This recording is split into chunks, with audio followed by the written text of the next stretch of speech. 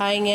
இன்றைக்கி லெமன் சாதம் என்னோடய ஸ்டைலில் பண்ண போகிறேன். வாங்க வீடியோக்குள்ளே போகலாம். This video sponsor by SBO digital marketing. SBO digital marketing இந்த வேலை வீட்டில் இருந்தே பண்ணுற மாதிரி பார்ட் டைமாகவும் பண்ணலாம். அதே மாதிரி ஸ்டூடெண்ட்டு, ஹவுஸ் ஒய்ஃபு, வேலை தேடுறவங்க, அதே போல் மொபைலில் ஒர்க் பண்ணுற மாதிரி தான். நமக்கு சோஷியல் மீடியா பற்றியும் கொஞ்சம் தெரிஞ்சிருக்கணும். ஓகேங்களா? எந்த டைம்லனாலும் நீங்கள் ஒர்க் பண்ணலாம். அப்படி உங்களுக்கு விருப்பம் இருந்தால் இந்த நம்பருக்கு கான்டாக்ட் பண்ணுங்கள் வாட்ஸ்அப்பில். ஸ்கிப் பண்ணாதீங்க. பெரிய தப்பு. தினம் 300 ரூபாய் சம்பாதிக்க அரிய வாய்ப்பு. இன்ஸ்டாகிராம், ஃபேஸ்புக் பயன்படுத்த தெரிந்தால் போதும். Content post and content publishing மூலமா தினம் 300 ரூபாய் சம்பாதிக்கலாம். இந்த வேலை செய்ய 5 நிமிடம் போதும். Work training support, group communication support, all language customer live chat support, முக்கியமா சொந்தமா ஒரு பிசினஸ் ஸ்டார்ட் பண்ற அளவுக்கு உங்களால கற்றுக்கொள்ளவும் முடியும், சம்பாதிக்கவும் முடியும். இந்த வேலை வாய்ப்பு வழங்குவது 5 வருடத்திற்கு மேல ரன் ஆகிட்டு இருக்க நம்ம தமிழ்நாட்டு company school of business organisation private limited. மேலும் விவரங்களுக்கு டிஸ்கிரிப்ஷன்ல கொடுத்திருக்க நம்பருக்கு வாட்ஸ்அப் பண்ணுங்க. ஹாய்ங்க. இன்றைக்கி என்னோடய ஸ்டைலில் லெமன் சாதம் செய்கிறது எப்படின்னு தாங்க பார்க்க போகிறோம். இப்போது நான் ஒரே ஒரு மிளகாய் எடுத்து வச்சுருக்கேன். பச்சை மிளகாய் தான் வச்சுருக்கேன். ஓகேங்களா? கொஞ்சம் போல் கடலப்பருப்பு, உளுத்தம்பருப்பு எடுத்து வச்சுருக்கேன். ஒரு லெமன் பழத்தை சாறை பிசைஞ்சு வச்சுருக்கேன். கொட்டையெல்லாம் எடுத்துருக்கேங்க. விதையெல்லாம் எடுத்து வச்சுருங்க. ஓகேங்களா? தேவையான அளவுக்கு கருவேப்பிலை எடுத்து வச்சுருக்கேன். அடுத்து நம்ம தாளிக்கிறது எப்படின்னு பார்க்கலாம் வாங்க. ஓகேங்க. தேவையான அளவுக்கு எண்ணெய் ஊற்றியாச்சு. இப்போ அடுத்து நம்ம கடுகு சேர்த்துக்கலாம். இப்போது கடலப்பருப்பும் உளுத்தம்பருப்பும் சேர்த்துக்கலாங்க. இவங்க கொஞ்சம் லைட்டாக பொன்னிறமாக வந்ததுக்கு அப்புறமா நம்ம பச்சை மிளகாவும் கருவேப்பிலையும் போட்டுக்கலாங்க. ஏன்னா ஃபஸ்ட்டு எண்ணெயில் மிளகாவை போட்டோம்னா நமக்கு ஓவர் நெடியாக இருக்கும். அதனால இவங்களே கொஞ்சம் லைட்டாக வறுத்துட்டு அதுக்கப்புறமா நம்ம பச்சை மிளகாவும் கருவேப்பிலையும் சேர்த்துக்கலாங்க.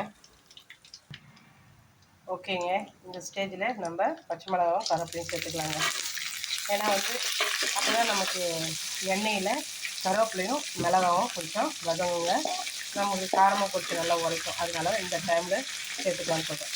நம்ம ஃபஸ்ட்டே சேர்த்தோம்னா கொஞ்சம் ஓவர் நெடியாக இருக்கும் நமக்கு. ஓகேங்களா? ஓகேங்க. ஒன்றோட பாருங்கள் கலர் மாறிடுச்சு. இந்த கலரில் இருக்கும்போது நம்ம பிசைஞ்சு வச்சுருக்க சாறை ஊற்றிடலாங்க.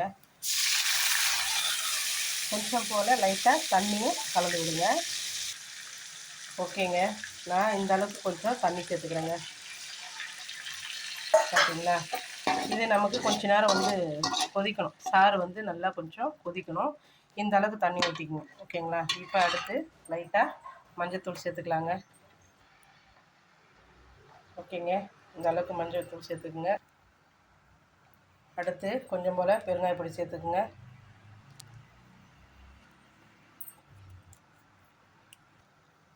அடுத்து கொஞ்சம் போல் கல்லுப்பு சேர்த்துக்குங்க.